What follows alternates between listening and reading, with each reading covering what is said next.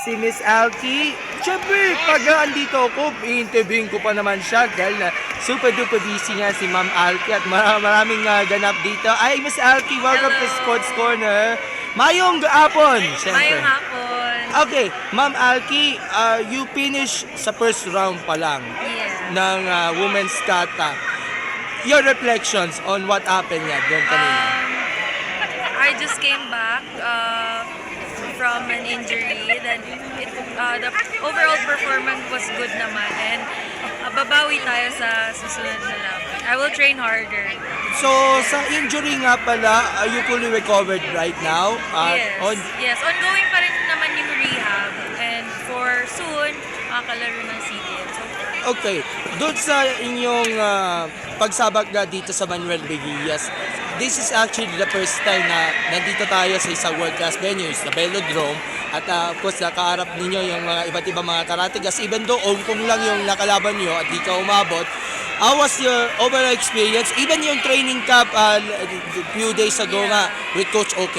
it was really a great experience. And I'm so thankful for the support of the Philippine Sports Commission, of course, and the Tagaytay Mayor Brent. Tolentino, yes. And thank you sa mga tumulong and nag-organize itong event para mangyari talaga in reality. Okay, with this experience na competing nga sa Beguillas and even yung sa training camp, magagamit mo ba ito? Kasi you've been busy right now sa training. Meron pang October na World Championships, no? And then SEA Games and Asian Games kung pala rin. So, ito ba yung parang magandang tune-up na rin para i-polish yung mga performances and to sabihin natin bounce back better nga? Yes, of course. Maganda itong stepping stone para as early as now makorek pa yung mga lapses ng isa't isa and mas ma-improve pa yung performance.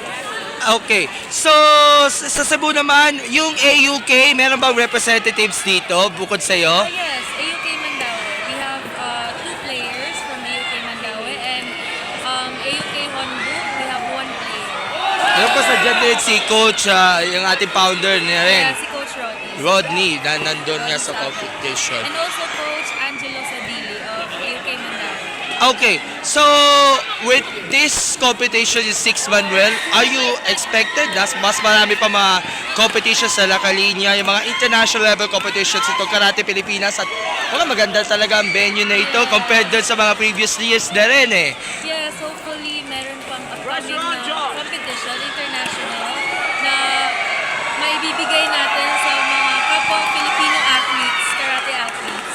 Alright, Miss Alki, may gusto kayo pasalamatan. Thank you sa mga sumusuporta and sa Karate Pilipinas, thank you for this opportunity and I hope na marami pang sponsors ang mag-sponsor sa Karate Pilipinas. And thank you so much for hanging out with you, catching up. Buti na, nakahapot lang tayo dito. Galing tayo sa Quezon City. Ngayon, nandito tayo sa Tagaytay. So much. Siyempre. And we look forward to chat with you soon, ha? Thank you.